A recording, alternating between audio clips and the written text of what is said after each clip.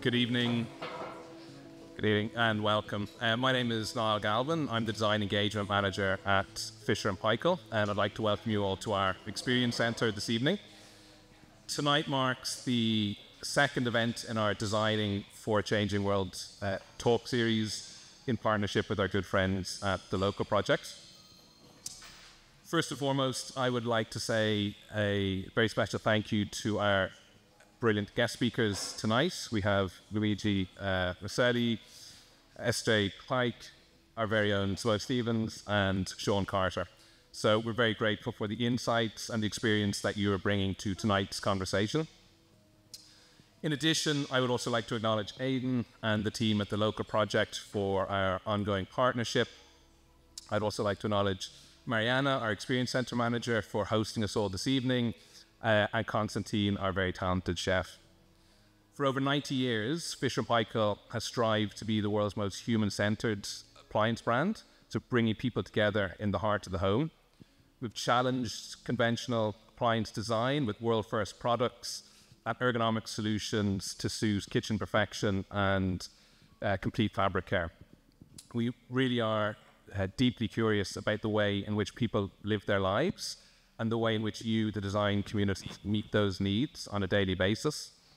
Tonight is really about dialogue, it's about conversation, sharing ideas. I really hope you all have a wonderful evening, and I'd like to pass you over to Aidan. Thank you, Niall. Good evening, everyone, and thank you so much for being here. As Niall said, my name is Aidan, and I am the founder and CEO of the local project. I'd just like to start by acknowledging the traditional owners of the land in which we meet, the Wurundjeri people of the Kulin Nation, and pay my respects to their elders past and present. As Niall said, tonight is about bringing together a brilliant group of people to share ideas, build connections, and spark meaningful discussion. And like I just mentioned, we have an absolute all-star panel of guests who I'll introduce very quickly in a moment as well. I'm here representing both TLP and F&P, and I'm glad to be joined by, there's Jess from the F&P team, Niall obviously, Tracy, Adalia, Simone, even Katrina I saw earlier all the way from NZ, and the whole EC team from Fisher & Paykel. Thank you to you guys for all the work you do here. It's very much appreciated. And it's actually quite a special moment, I guess, having this event here in Sydney. It's one of the first that TLP and F&P have had here together. And I guess a little bit of a context on the partnership that we've had. The business TLP has been running for 9 years, and I remember about 6 months into running the business, I actually, of all things, I was a 22-year-old chippy who just started an Instagram page. I had about 20,000 followers and decided to slide into the DMs of Fisher & Paykel Australia. And I remember saying, hey guys, my name's Aidan. I'm running this page called The Local Project about celebrating local design and architecture and celebrating the people behind it. I know this is a long shot, but I think there's something special here in the digital realm and celebrating these Australian makers, creative architects, designers. And to my surprise, after about 20 minutes, they said, "G'day, Aidan. Yeah, we're interested. Why don't you come into the Sydney EC and come here for a chat?" And 8 years later, they were our very first client, and it's been an awesome journey with them. So a special thank you. But it's again a special moment to be here tonight with them. But I guess one of the things that always stood out to me with F&P is their genuine curiosity and commitment to storytelling and dialogue. They don't just make beautiful appliances; they truly care about how people live, how we connect, and how design can improve our everyday lives. So like I mentioned, this event is part of a new global series we've launched called Design for a Changing World. It kicked off in Melbourne at the start of this month. It's crazy to think it's May tomorrow. And we've got some really exciting locations with London, New York, Auckland, and Toronto also on the horizon as well. But tonight's theme is, are we driving technology or is it driving us? It is a massive question, but a very important one as well. Technology is becoming more integrated into our lives each day, and the impact it has on us is undeniable. We'll be exploring the theme tonight of the topic through 3 key lenses. Balancing innovation is the first, technological integration in everyday life is the second, and the third is ensuring technology serves humanity. These aren't just design challenges, they are fundamentally human challenges, and it's crucial that we discuss them. And thankfully, we have the perfect group of panelists to discuss it with as well. So joining me tonight on the panel are four incredibly thoughtful and inspiring individuals who probably need no introduction, but nonetheless.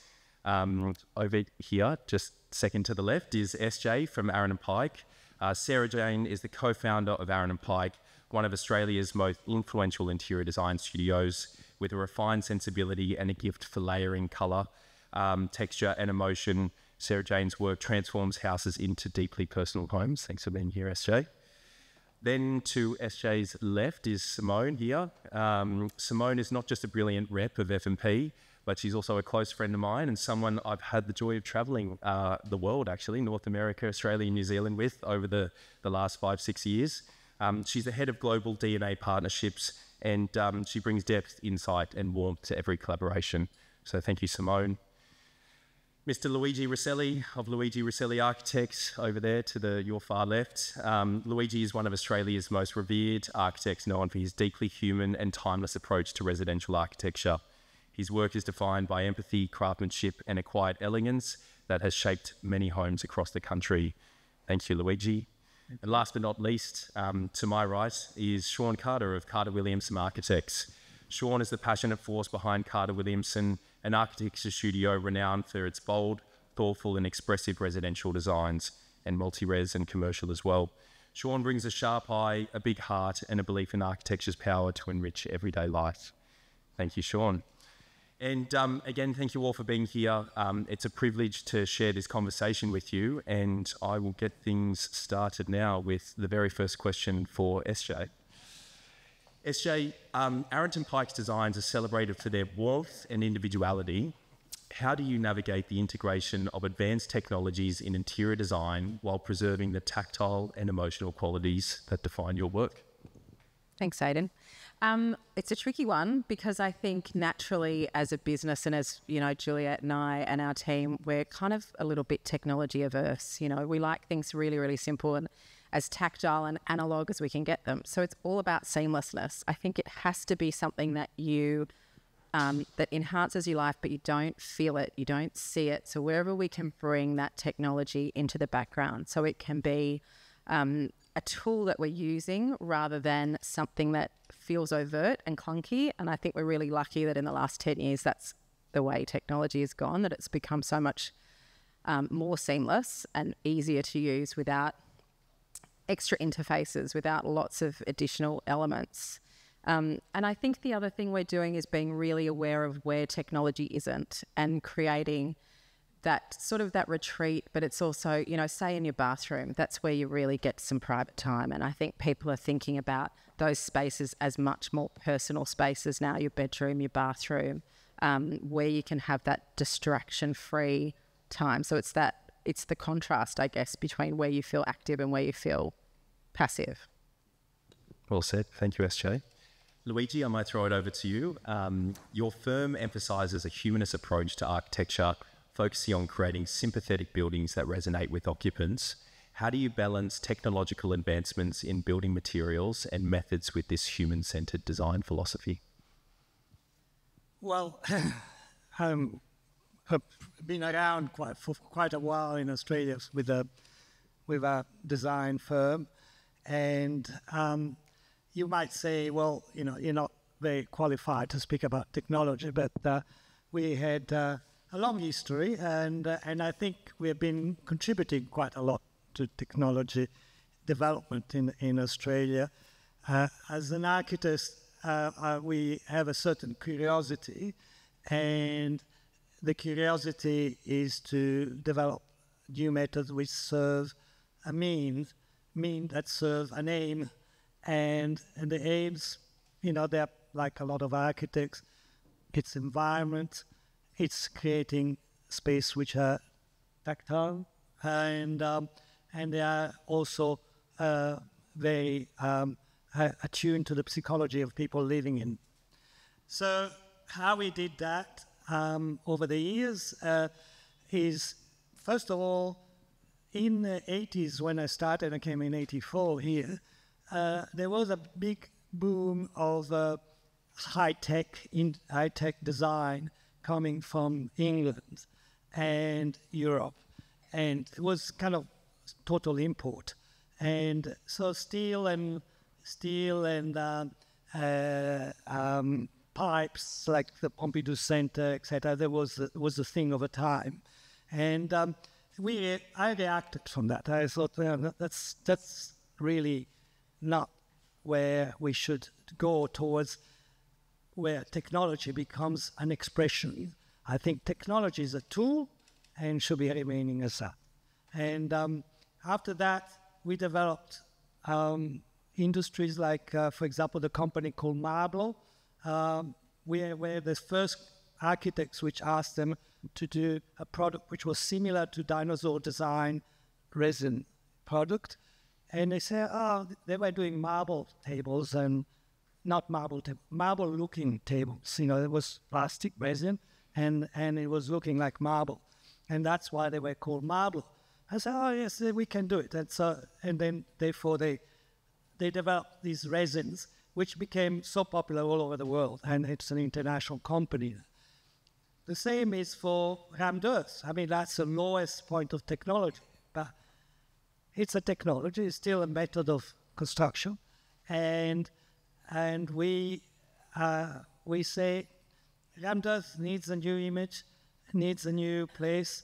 Let's develop it in a different way, and therefore I think we had a boom of, you know, not only for me but to a lot of people like Kerry Hill and good architects like Wardles and so on, not like me, and we just diffuse this use of rammed earth, which is a low tech material, but at the same time it's a forgotten material which can help a lot into the environment, into the well-being, because beautiful material to touch as well. But I'm talking too long, so I'm cut. I don't tell you the rest. If you want to know the rest, it'll come later.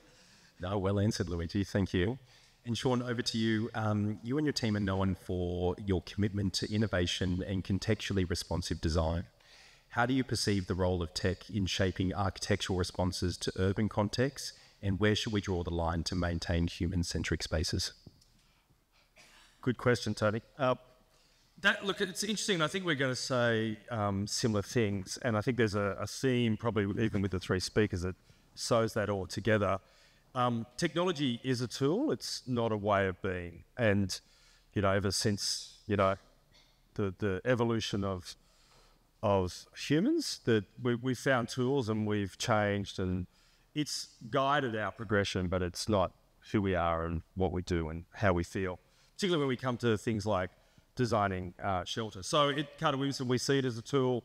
If we think about our bigger urban projects, we're using technology to, be able to see further and think deeper into problem. How does that sun get into a place where you've got 8 towers and you've got to make an amazing public domain, or bring it all the way down to just those wonderful things with client relationships where you are going to show them something a bit different. We think this was, inverted commas, innovative, and we can just pull it out of the computer. You can pull it into a quick render engine, and very early into the concept, you're live in the space and you're experiencing it. So that tool has profoundly made, particularly the way we like to work, architecture and interiors better, because you can constantly just manipulate because you can see it. If you bring it back to the last bit, the human-centered part, and I think that's the common thread that sort of runs through SJ, Luigi, and Carter Williamson, is that I think what we do is in response to technology, but not as a rejection or a complete adoption, but understanding, that basic part of the brain at the back likes to live in spaces that are warm, the materials are rich, the tactility is there, it feels like Luigi was saying, there was that high-tech movement. If you looked at the architecture and the imagery of that, it looked like you lived inside a computer. Yeah. Most of us don't want to do that. We want to live in sort of warm, rich spaces. So I think that using technology to be able to meet our basic needs, I think is a really important thing. Brilliant. Thanks, Shaun. And Simone, F&P has a legacy of blending form and function in appliance design. How do you see the evolution of smart appliances influencing consumer lifestyles, and what role does user experience play in this technological shift? So I think I'm going to jump on the bandwagon with all of my panelists. So human-centeredness is actually a really important element of our brand, about the work and our approach. And so that's actually at the forefront. We are a company that, innovation is part of our DNA, but it's not technology for technology's sake. It's very much about understanding our customer, the people whose homes and lives are lived around our product, and also you as an audience, like your designs and how a product goes into that and delivers to your clients. And so that's our starting point. That's what's actually driving the technology that we're developing. It's the ergonomics, it's the ease of use, it's the integration to hide away, it's the seamlessness, and it's also about choice. So yes, there is really rich technology. There's connected elements. There's amazing detail that you can get to in terms of sensing and ability to use them. But you can actually just walk up to the oven and turn the dial, and it will turn to the bake function. So it's about how much you want to engage with that, and it really delivering to that level. Brilliant. And Luigi, back to you. In a couple of your projects like Sandcastle and Pacific Viewpoint, both of which I had the privilege of walking through, you've demonstrated innovative designs through solutions that harmonise with challenging terrains. How do you see technology aiding or hindering such context-sensitive designs? Well, I think technology was helpful for Sandcastle to provide a tool to build on a very difficult site. What was difficult was to convince the builders, the landscapers, that you can have at a site with a slope of 45 degrees without having a landslip sooner or later.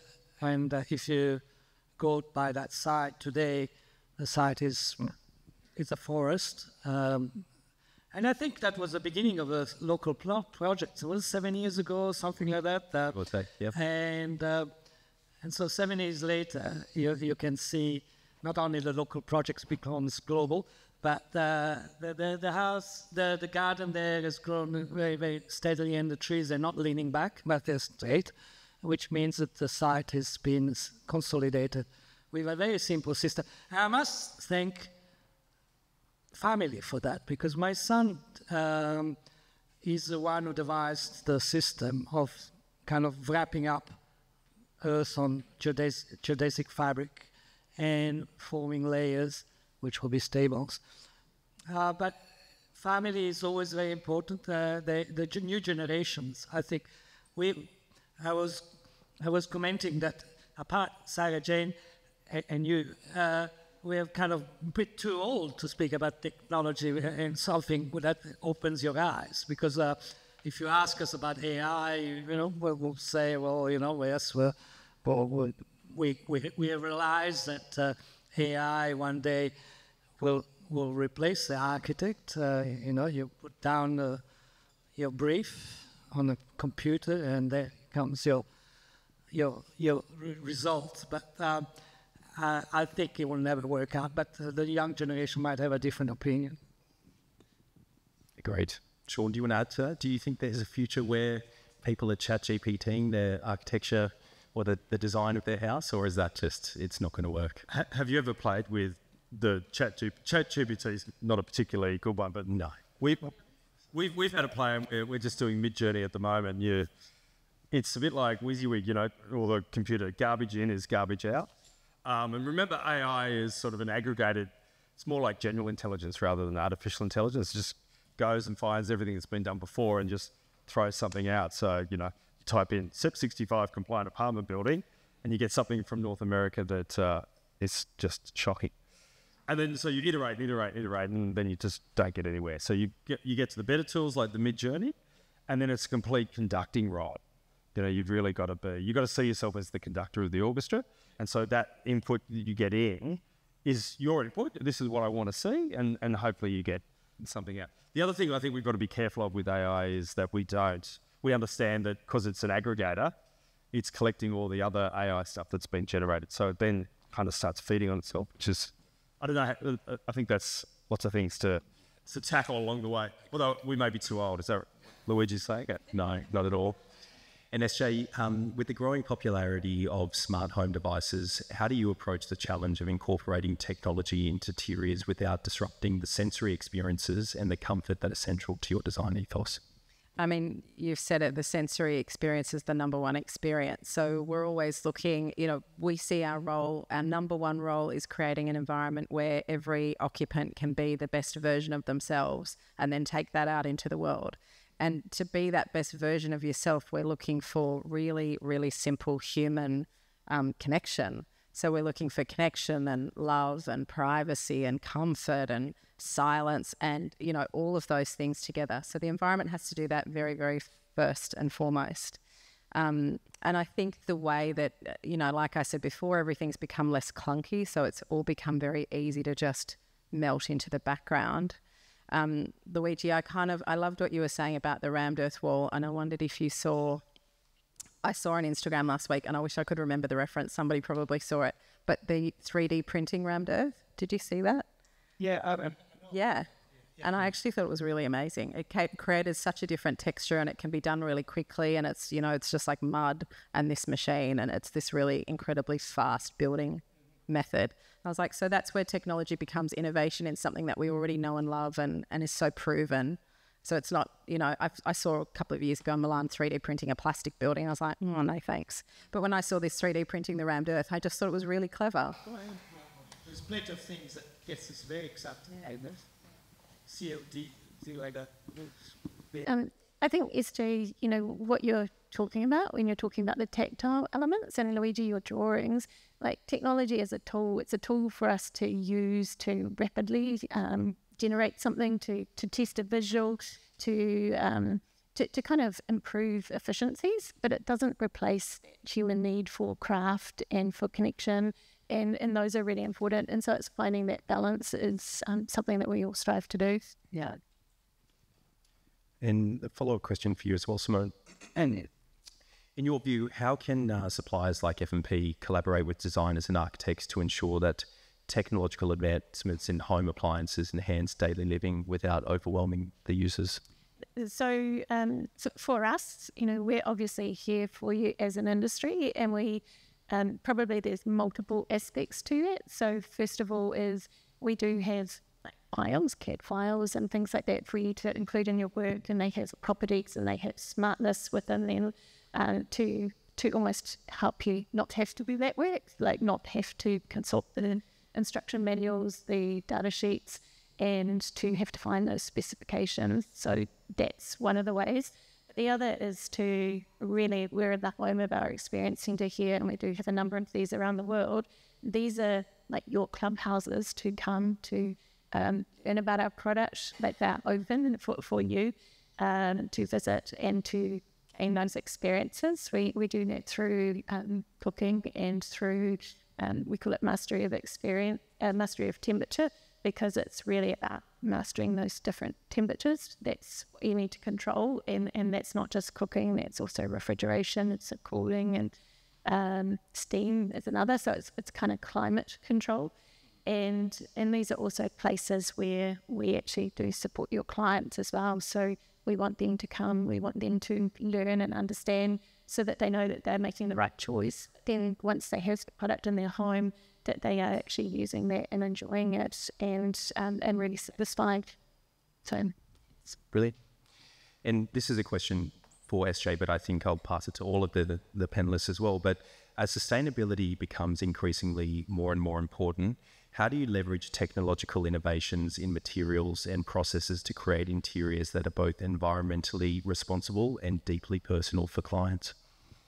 I mean, I think, Luigi and Shaun, you can probably talk a lot to this too, but for us in interiors, it's always the most sustainable thing is the thing that will live forever, so actually it's good design, it's good materiality, it's fit for purpose, it's knowing your client, it's all those things. So when I was thinking about this question, I was thinking about what sustainability kind of is in our business. And we're really starting to think about sustainability as wellness, about thinking about the sustainability of the human beings who are going to inhabit the space. So as much as we're looking at that greater kind of planetary sustainability, which is really important in materials and in the technologies that we're using, we really want to create the environments where we're looking after the health and well-being of the occupants. So that creates, I think there's a lot of crossover there with what we think of as traditional sustainability, but that's also it's looking at airflow, it's looking at the quality of light and the quality of the water that we're drinking, and it is looking at the materiality that we're bringing into our homes in terms of toxic load, and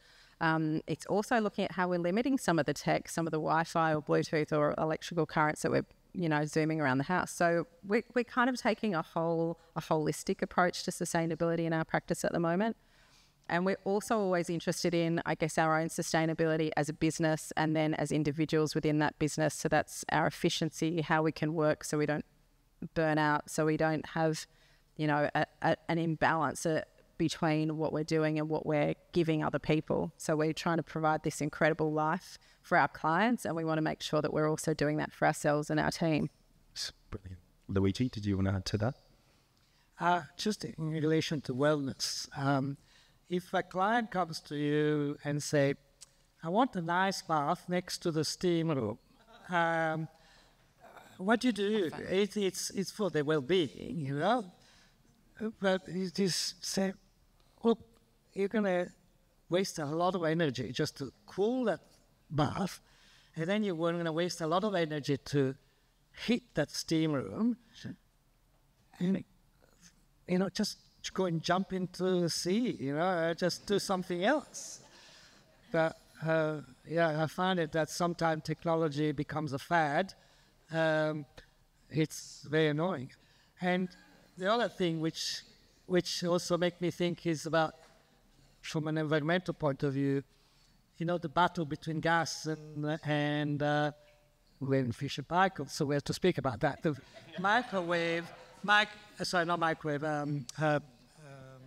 induction and gas and the huge battles between chefs and so on. And again, that's something that's an open technological battle, the old fire and the new ways that you can do anything with it. So it's just interesting, but and I don't know what's the answer. Because very often my wife forgets the induction oven, boiling the water till it's completely dry and burn the pot.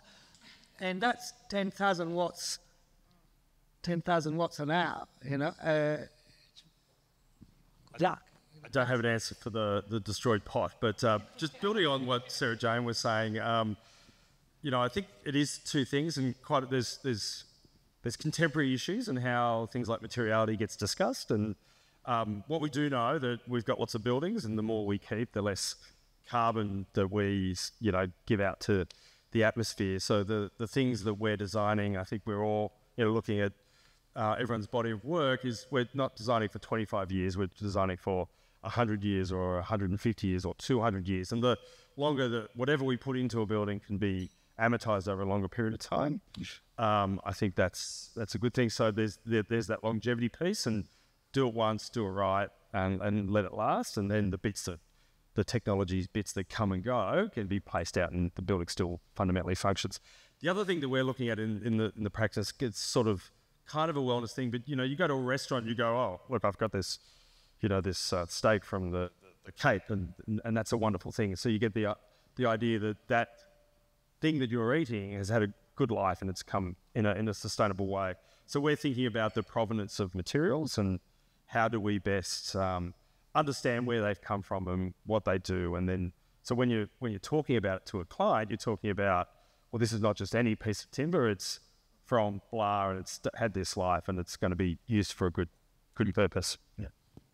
And just on the longevity piece as well, Shaun, do you think the majority of designers are taking that approach, or is that something that we just need to educate the industry on a bit more? Or I think everyone in this room is doing that by and large.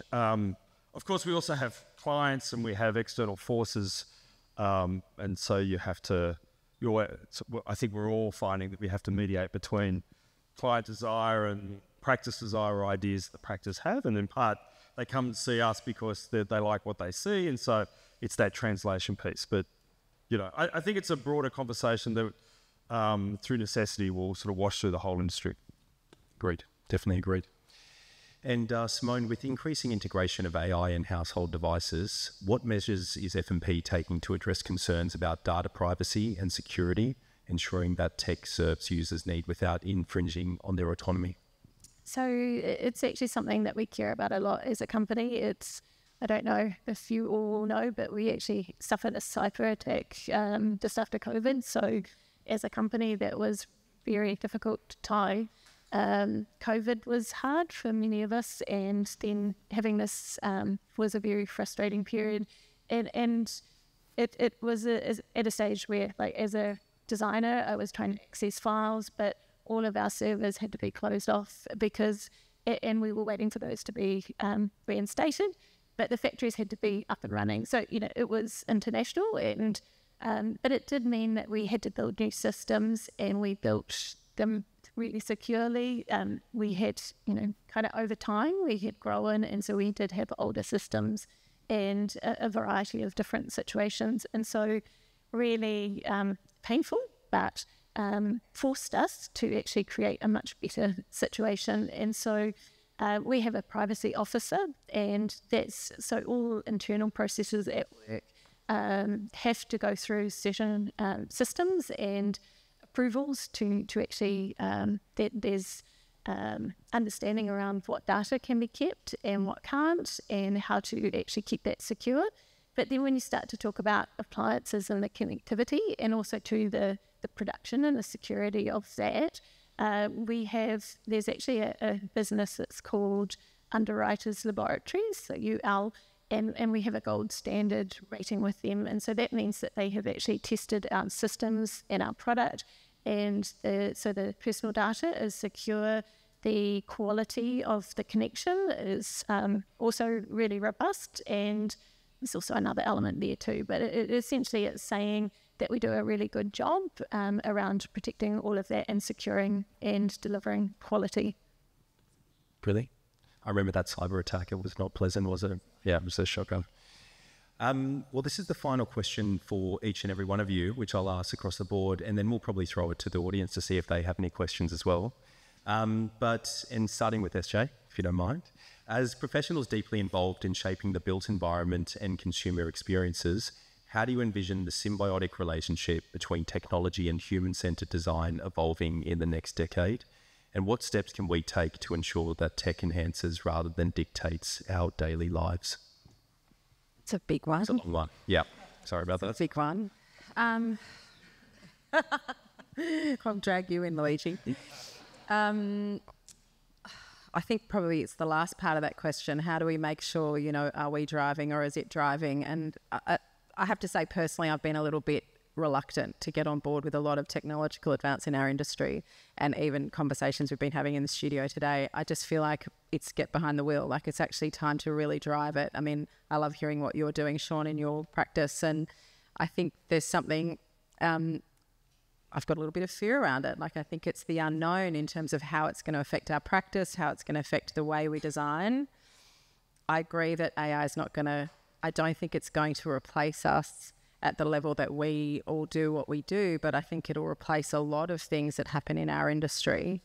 And hopefully we can work out how to use that to drive this new kind of efficiency where we get to have a really nice life, So we use it to make our jobs easier. We do the fun bits. We become the creative brains, and we stop having to grind it out. If anyone knows of a program that can take your drawings and tell you all the codes that you need to comply with and anything that's non-compliant, let me know. That's the AI I want. I'm like, can I just throw all the drawings in and you just tell me if I've missed anything? That would be really amazing. So, hopefully there's that kind of technology coming that's making it safer and quicker and easier and just taking all the grind out for us. And we get to just be kind of, fancy designers. Agreed. Are you hoping for the same, Luigi? What do you think it's going to evolve over the next decade? It's funny, I take the position of a person getting older and thinking about the brains working as hard as they can. My concern with AI is that now, I don't use the ChatGPT, I use the Chinese one, DeepSeek. But, I need something, and look on DeepSeek because my son taught me to do it. And sometimes it gives a very good answer with sort of I read this answer. But then I say, well, look, what about using your brain and try to just search the things properly onto the proper sources and so on. And so we have to be careful that, select where the AIs can be a tool which adds something that you cannot find otherwise, or it's just a shortcut for just you sitting down and not thinking about anything. So I think in my approach is pick as technology, and I'll do that with the app too. What is important? So my son-in-law, there's one of us. My son-in-law, he's a high-tech guy, and in fact, he devised a computer program which can do my sketches. He even done movie with my granddaughter involved in ministry. It's all yellow dressing people with trimmed lines and all these things, and pastels. And this is my sketches. And he said, oh, you don't need to do it. I'll never quit sketching because that's my way of design. While I'm sketching, I think that should be happening this space, and this place, this place. And so I've been given that 2 years ago, that software that I used. Because Will you sell it to the rest of us, Luigi? Can we buy it? We could make some money. But there is other things like, I think simplifying some boring and repetitive work and just the house on your books. Yep. Simone? Well, I think I really agree. It doesn't remove the thinking and also to the experience that you build up. And so it is important to look at how you use it as a tool, how you use it to support, and how it can make things more efficient. So, there's obviously video and there's 3D renders and almost like Photoshop replication that you can that we play around with and that you can use, but we still go through the process of making a physical model because you can look at visuals, they look stunning. We're no longer having to spend a lot of time in Photoshop or scour for images, but nothing replicates seeing it full scale, seeing those gaps, seeing those details. And so we will still go through that expense, that time to actually create those. And I think it's kind of still experimenting. It's got, like with what the team have been playing with, it changes rapidly in 3 months for what it can do and how it can execute.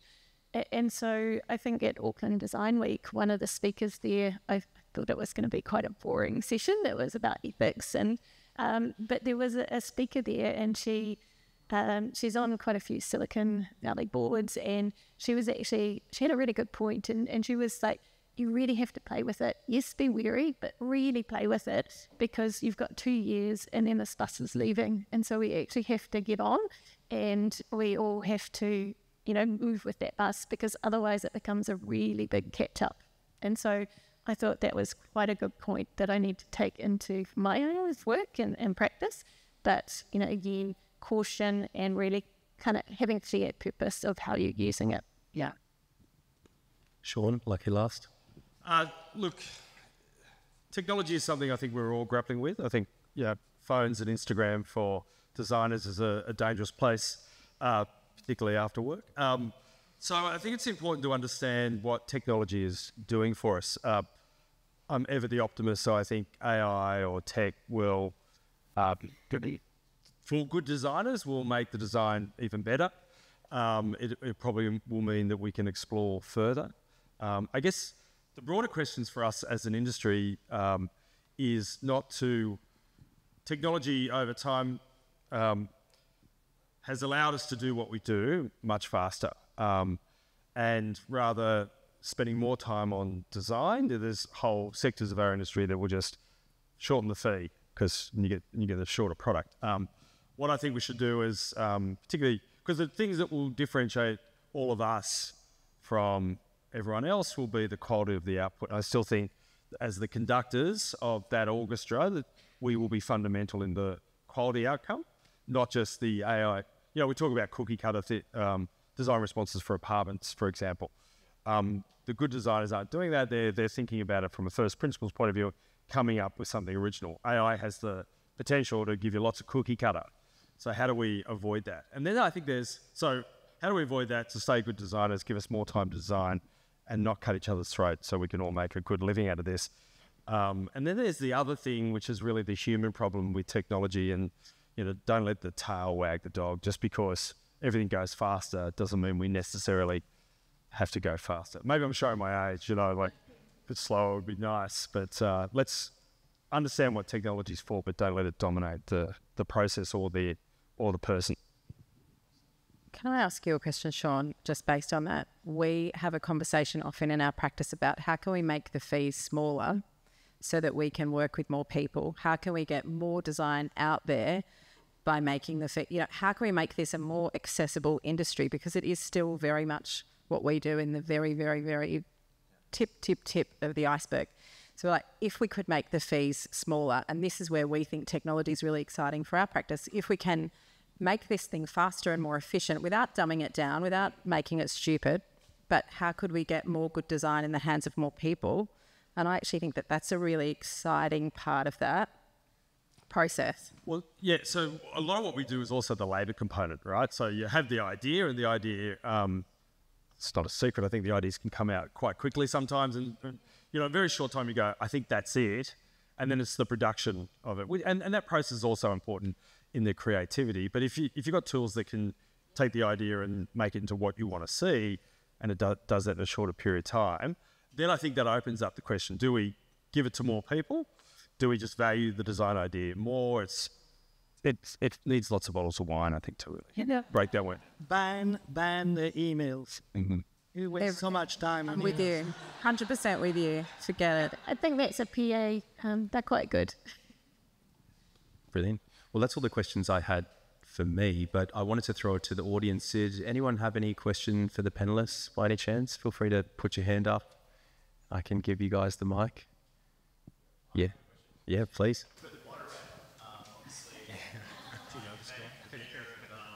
Documenting homes in a very beautiful sort of way. How's technology changing design media, in your opinion? What does that landscape look over the next sort of 5 years? Great question. Thank you, James. It's interesting for us as publishers where, we've got a big team now and, 10 of those team members are writers, and there's a lot of talk about, the ChatGPTs of the world and making that writing easier. And the truth of the matter, and I think what a lot of you guys were getting at as well, is that, even when using ChatGPT to try and write in the tone of voice of the local project and talk about telling stories through houses, design and people, it's kind of the one thing that it lacks is that kind of the soul behind it, which I know is a little bit cliche to say it, but we read it and we're just like, this just isn't quite capturing it. There's nothing like actually experiencing it in person and walking through and then writing a story and interviewing an architect, which GPT cannot do at the moment anyway. But I think we're on the other side where it is making a massive benefit for us is, we produce a lot of videos. I think we're about to do 200-300 house tour videos this year, which is almost one a day. And when you think about shooting it, it takes a day or two in a beautiful home and house, but the editing phase is what takes the longest. It takes us 4 to 6 to 8 weeks to edit those and put that story together. But what we have noticed is that, we're shooting 12 hours of content over 2 days and pouring that into these AI tools and whatnot. And we're saying, research the last 400 videos that we've done, the house tours, and based off the B-roll that you see, can you put together a very loose storyline for this video? That's taking 3 or 4 hours rather than 3 or 4 weeks. And it's 70% there, but to get through the grunt of it, and I think to your point, SJ, about how do we make it more, how can we get it out there more for people, it's interesting to see that, we're saving so much time there and still pushing it. But yeah, I'm pretty excited. I think if anyone's received an email from me, it's probably 99% chance it's been GPT in the last 3 months anyway. But yeah, I think there is this kind of fear meets excitement, and very interested to see where it goes as well. Gee. Anyone else? Any other questions? Oh, please. I don't know who I'm asking this on, maybe using technology and possibly let's just call it technology in the production work. After it's designed, concept, Shaun, you just touched on this, the production of the work has changed, and maybe I've shown my as well. Production of the work now with 3D programs has taken on a life of its own. Do you find that the designer has a risk of being denigrated because they might be missing the finer detail? And Luigi, you remind me of the automated sketch that you think when you're sketching. Do you think that there's a risk that the designer, the other designer, might be missing out on finer details on two-dimensional sections and sketching because they have trust with technology, and that's a case of the technology driving the design. It seems to be I don't have an answer, but I share your thoughts on that. And I think that does come a little bit from our own personal experiences. And I remember I could never do anything unless I'd drawn it by hand first. And then I remember the day when I went, oh, I get proportion on the screen now, like that's done. And so somehow you can translate those things. But I think particularly in this industry, we have such a tradition of like, you've got to come up through the ranks and you've got to learn things at this level and you've got to do things at that level and you've got to draw. You've got to draw all the details and you've got to get to site. And so it's hard to understand how that could be different. But, I mean, you're probably doing more in this space, Shaun. Can we move on? We draw mostly on yellow trace. Well, I haven't drawn on a computer for about 15 years. But we go through so many rolls of yellow trace. So, again, you got to see it before it can be anything. So you're drawing on yellow trace, you get all these wonderful skill team members that turn it into something magical. But then you're still printing it up, or, whether it's on a screen or a piece of paper, and I think you've got to mark it up. And my view, again, optimistically, is that the more you can see, the more you can refine, or the closer to the idea you can get. So maybe I think it could go the other way if we play our cards right. My experience is that with CGIs, which is the beginning of AI, the more realistic they get, and we present them to the client at the beginning of a project, the more they dislike the project. The success rate is very low. And you say, why? Well, it is. It is because the process of developing a project that's an object like an oven or a fridge or a house, building a tower, is slow, because it needs to have a dialogue with the user, and so for a house is a good example that you work together, the colors, the light, type of windows, the materials, etc. If you put it all in front of them on the table at the beginning, psychologically you're going to fail, because they might not like the color. They might not like the furniture you put in. They might not like the person you put in. And you could have done the best concept, which they might have liked it if you had a little bit more subtlety and not show too much detail, just make it a little bit foggy, okay? So, in fact, clever architects today, they still do the computer drawing perspective, and then not like me doing by hand, and then they put a filter, a bit of fog and so on. It's good because it's too confronting. People don't want, in one way they do want to see what's going to look like, but in the same time they don't like it because they haven't been asked the questions of what they should have and how they should live in. So that's very important, is that to go to not only the designer process of developing, but it's the user's process. And that's when we all speak about humanism. It's just basically, it's a dialogue. It's not kind of singing on your own in the middle of an empty opera theatre. No, you have to work with the persons, with the builder, with everyone, the councils, unfortunately, and just working it out slowly. And that's something that doesn't happen like that with ChatGPT or DeepSeek or something like that. Yeah. Simone, did you have something to add? Yeah, I guess it's really actually a question prompted from your question, and so to all the panelists, like that made me really think about our workplace, our design of our products, and we have hundreds of engineers. We have manufacturing in overseas, many countries, and so the complexity of that process, the communication, the different steps that it has to go through, and that knowledge that you have to build through your teams, and it is like there's mentoring, there's leadership, but it's experience. How do you know what to look for, and how do you grow your teams to that level to be able to actually trust them to do that? So it's kind of, yeah, it's a thought prompt, but if any of you have answers of how you address it in your practices, really keen to hear. Yeah. I was just sitting there, just drifting off in my own little world, thinking about all the questions. But to coming back to Vince's question around the devaluing of design, I think what we do is design thinking through our hand by drawing. You have a problem and it's complex and it's all these disparate things, and you've got to bring it together as one cohesive whole. And that design thinking through drawing, no amount, like the most technology you need is a device that can actually draw something and something to draw on. And all the original thought will come from that still, I think. Great. And I think we might leave it on that note as well. So again, thank you all so much for being here tonight. And can we please all give a round of applause for this amazing panelist? Thank you so much.